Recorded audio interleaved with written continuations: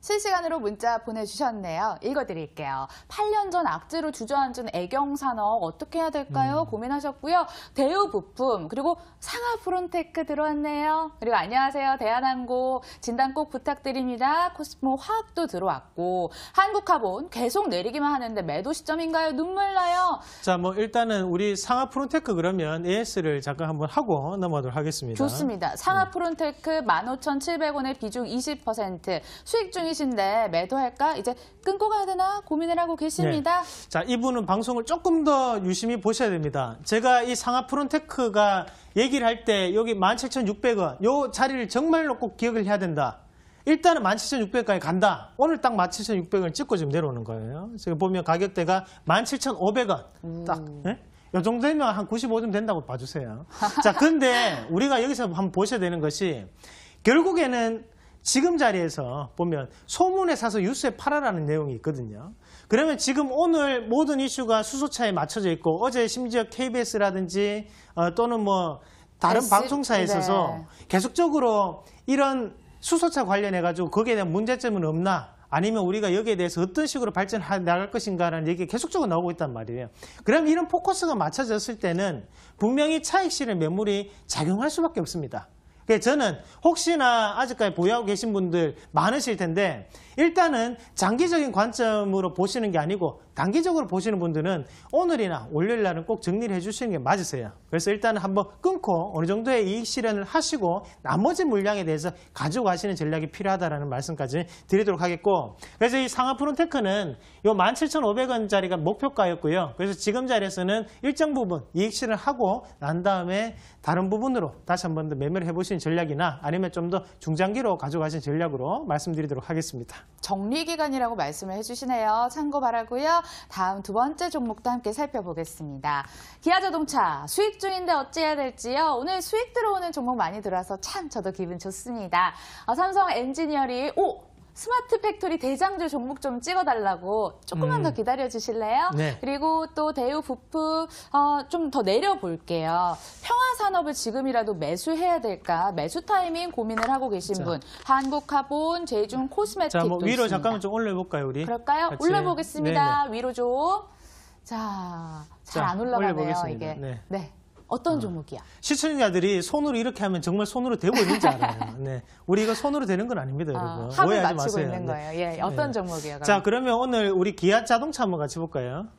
기아자동차 수익 중이라고 하시는데 네네. 3만 원대를 담으셨네요. 오늘 가격은 어떨런지요? 지금 35,300원에 거래가 되고 있다고 합니다. 1% 수익 약 5,300원가량 더 수익 중이신데 끌고 갈까요? 네. 뭐 일단 지금 이 기아차 같은 경우에 우리가 조금 판단을 하셔야 되는 것이 지금 뭐 수소차에 대해서 반영이 되고 있다는 것은 부인할 수 없는 부분이고요. 자동차 업종 자체는. 하지만 우리가 실질적으로 여기서 바닥에서 올라올 수 있는 이유가 뭔지를 먼저 보셔야 돼요. 그럼 지금 여기서부터 올라올 수 있는 가장 큰 이유는 일단은 환율적인 부분이거든요. 그러면 우리가 3분기에 비해서 4분기는 워낙 강세 시점입니다. 그래서 4분기를 넘어가면서 지금 환율이 얼마냐면 1,110원에 1,130원대를 박스권 움직이고 있다는 얘기예요. 그러면 이런 기아자동차나 현대자동차 이런 자동차 업종들 같은 경우에는 환율에 대한 영향을 엄청나게 많이 받거든요. 그러면 결국에는 지금은 최저 환율 자체, 그래 워낙 강세 기조를 지금 벗어나면서 워낙 약세 기조 다시 한 번 더 전환되는 시점이었기 때문에 이런 박스권을 지금 돌파하고 올라갈 수 있었다. 그렇게 보시는 게 맞겠고 대신 우리가 여기서 조금 보셔야 되는 것은 바닥권역에서 오랫동안 있었던 물량이 있었기 때문에 지금 일시적으로 반등은 나오는데 여전히 지금 자리도 마찬가지로 한 번에 쉬어갈 수 있는 자리까지 올라왔습니다. 그래서 가격적인 부분을 본다면 저는 이런 36,000원 그 가정 자체를 1차적인 이익 실현에 대한 매물대로 판단하고 지금 자리에서는 우리가 이익 실현으로 대응하시자는 전략부터 말씀드리도록 하겠습니다. 예, 기아차 목표가 36,000원 설정해 주셨습니다.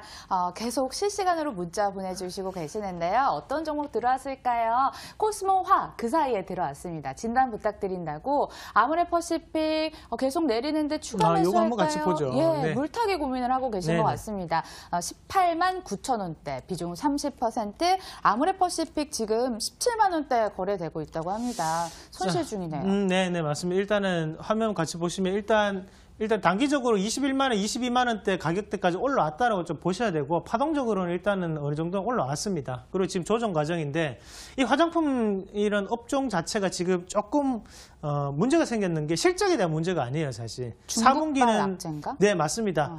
결국에는 기저효과 자체는 분명히 있거든요. 그럼에도 불구하고 문제가 될 수 있는 것이 바로 중국의 전자상거래법이 2019년부터 바뀌게 됐어요. 그래서 지금까지는 뭐 면세점이라든지 아니면 한국에 들어와가지고 이런 요코들이 엄청나게 물건을 화장품을 사갔어요.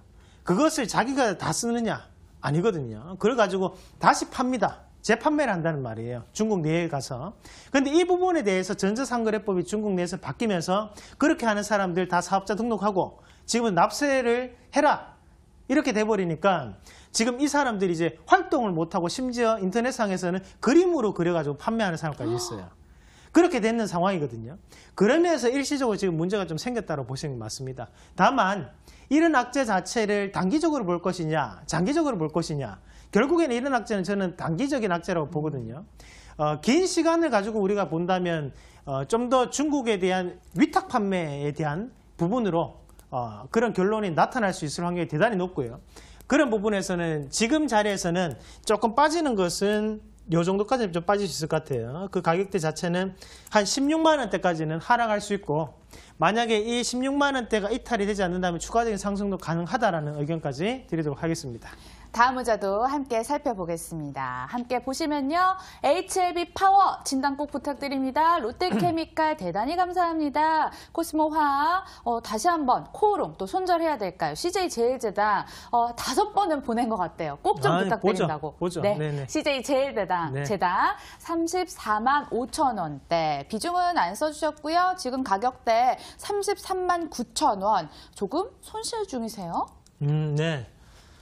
지금 34만 5천에 사셨는데 일단 33만 9,500원이시고 이런 기업들을 우리가 이제 조금 보셔야 되는 것이 실질적으로 이제 CJ제일제당 같은 경우에는 이제 내수와 상당 부분 연관돼 있고요. 또 이런 기업들 같은 경우에는 이제 우리가 예전에 설탕 전에 화학적인 설탕 이제 전문적으로 이제 사카린이라고 하죠. 그 사카린을 이제 판매를 해서 매출을 많이 올렸던 기업이었는데 지금 우리가 조금 보셔야 되는 것이 이런 음식료라든지 아니면 이런 뭐랄까요 CJ제일제당 이런 간편식 이런 뭐 그런 업종들 자체가 실질적인 주가와는 큰 연계성 자체를 보이지는 않습니다. 그래서 이런 것은 기술적인 부분을 우리가 해석할 필요가 있겠고 자 이런 종목군들이 사실 엉덩이가 엄청나게 무거운 기업들이거든요. 사실 또 CJ라는 그룹 자체가 내수에 상당 부분 집중을 하고 있는 업체이기도 하고요. 지금 자리에서는 그냥 의미 없는 박스권을 조금 계속적으로 움직이고 있는 상황이다. 그렇게 좀 해석을 하는 게 맞을 것 같아요. 그래서 손절감을 조금 하단에 잡아드리면 요거는 이제 파동으로 조금 보셔야 되는데 자, 고가 권역에 대한 파동이 36만 원에 머물러 있는 상황이고요. 거기에 대해서 하단에 조금 박스권을 그리면서 내려왔던 곳에 그리고 수급에 대한 변화가 이루어지는 자리가 이런 자리가 될 수 있습니다. 그래서 하단에 있는 33만 원 자리가 보이는데 이 자리가 깨지고 내려오면 여기서 지지가 되는 게 아니고 여기까지 내려올 수 있어요. 30만 원대까지. 그래서 이런 33만 원 자리, 이 자리를 손절선으로 대응하는 전략 그렇게 제시를 해드리도록 하겠습니다. 새빨간 투자 끝나는 시간 다가오고 있습니다. 7% 유망주 다가오는 시간이고요. 잠시 후에 또 돌아올게요.